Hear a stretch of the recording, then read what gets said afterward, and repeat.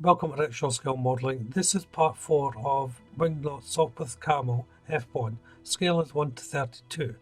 In part 3 I finished off building the cockpit, adding the weapon system.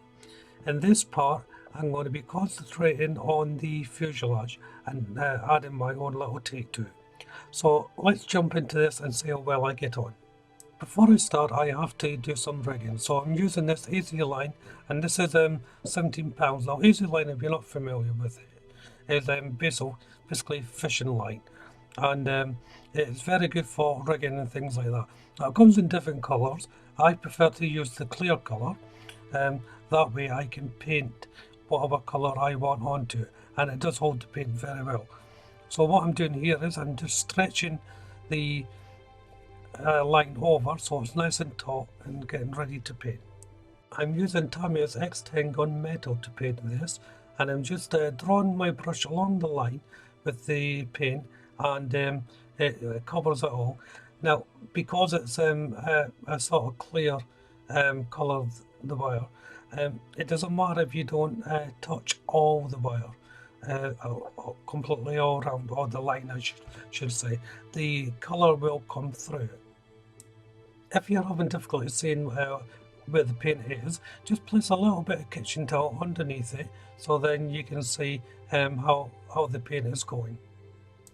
Next thing, using Tamiya's XF6 copper to paint the little pipelines on the side of the cockpit. Now this is me in the process of changing the colours that I didn't like, that I hinted at in the previous videos. And then it's Rival Aquacolor 92 brass, and this is just one single little lever I'm getting painted. Again, it's too small for the camera to pick up really.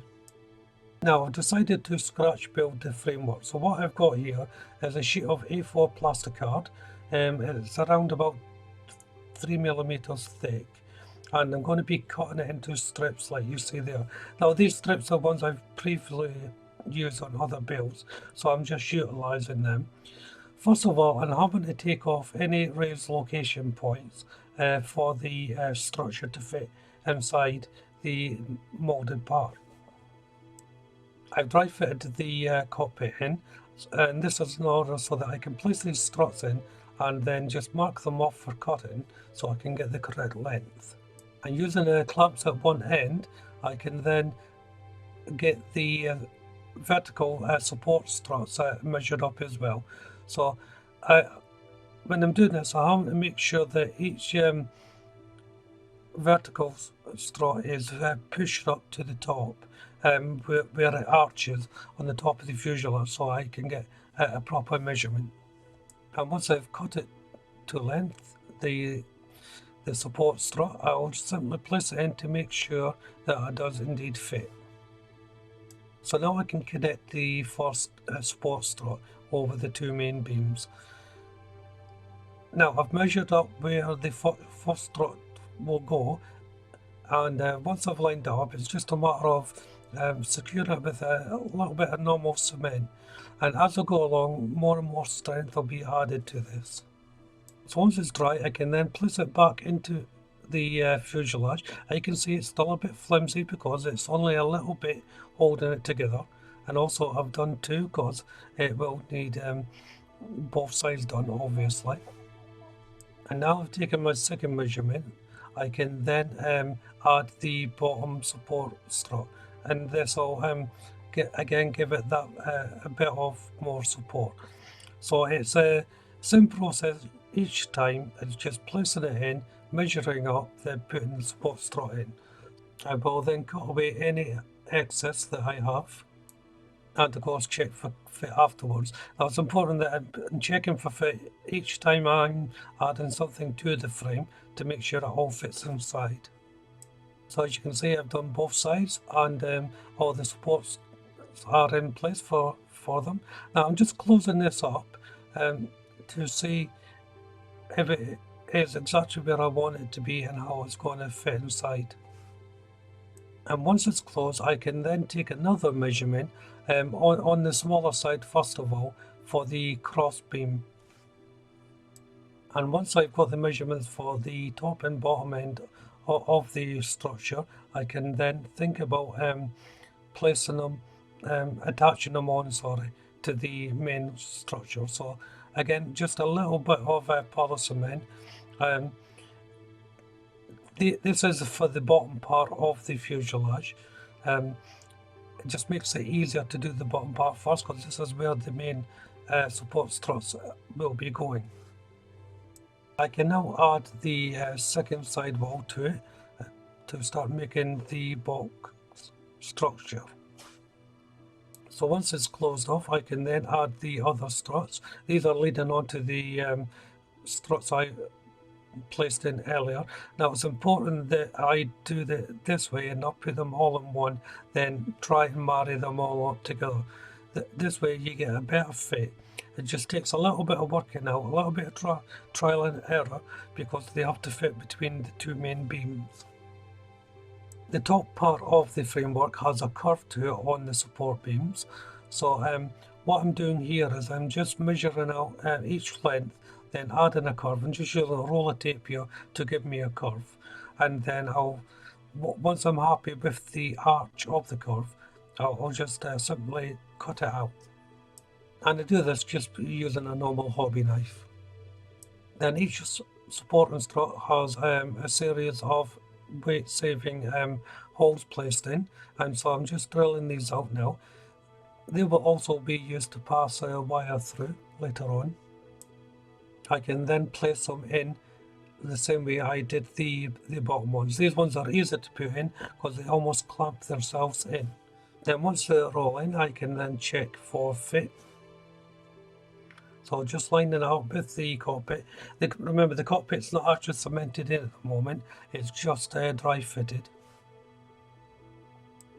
I'm then passing some wire down through the holes that I created earlier, and this goes all the way down its length. Now technically this should be wooden beams going down here, but they're just too small. I wouldn't be able to do it. So wire is the next best thing, and this is a beading wire that you can get in any hobbycraft shop or online. There's 3 in total that I'm placing in here, but each one is going in just as the same way. So just threading them through each segment. Onto painting, and using Revit Aquila 15 yellow first of all as my base coat. And this is where I've decided to change the colour of the cockpit as well. I think it's too dark. Looking at some photos, and it is difficult to tell with black and white photos, the colour should be a lot lighter than it actually is. So I'm going to be changing the colour of the cockpit as well to this yellow colour. And then using Life Colour LPW19 Wood Deck Sharpener to give it its wood effect. So you can see the instant colour change there. And I'll be using the same process to change the colour on the cockpit. So first of all, adding the yellow, as well as doing the same process on a couple of raised panel lines inside the fuselage, and then adding the wash, with the wash going on to the cockpit as well.